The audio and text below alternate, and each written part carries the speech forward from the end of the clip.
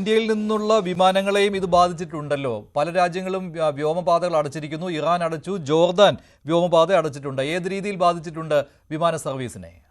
Air ഇന്ത്യയുടെ 16 വിമാനങ്ങളെയാണ് ഇത് വലിയ രീതിയിൽ ബാധിച്ചിട്ടുള്ളത്. അതിൽ 10 വിമാനങ്ങൾ വഴിതിരിച്ചു വിട്ടിട്ടുണ്ട്. മറ്റ് 6 വിമാനങ്ങൾ തിരികെ ഇന്ത്യയിലേക്ക് തന്നെ മടങ്ങിയെത്തുന്ന കാഴ്ചയാണ് കാണാൻ സാധിച്ചത്. അതിൻ്റെ ഒരു നമ്മളിപ്പോൾ പ്രേക്ഷകർ കാണുന്ന പോലെ തന്നെ നിരവധി വിമാനങ്ങൾ, അതായത് AI-130 ലണ്ടൻ ഹീത്രോ മുംബൈ വിയന്നയിലേക്ക് വഴിതിരിച്ചു വിട്ടു.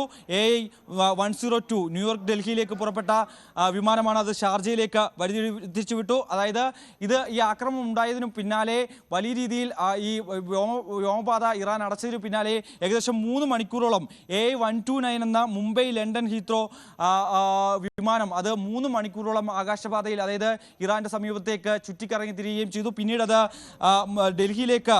മുംബൈയിലേക്ക് വഴിതിരിച്ചു വിടുകയാണ് ഉണ്ടായത്.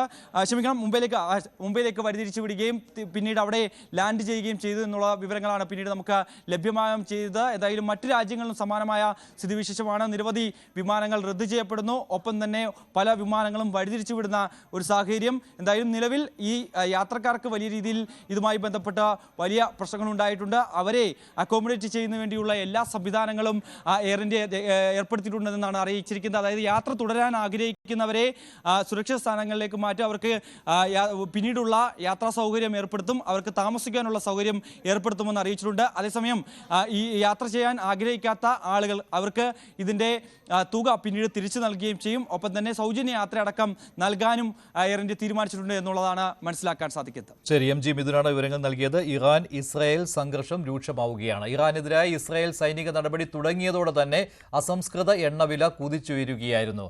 ക്രൂഡ് വില ബാരലിന് 12% ഉയർന്ന് $77.77 വെസ്റ്റ് ടെക്സസ് ഇന്റർമീഡിയറ്റ് വില 12.6% ഉയർന്ന് ബാരലിന് $76.61 നിലവാരത്തിലും എത്തി. സ്വർണ്ണവില റെക്കോർഡിലാണ്.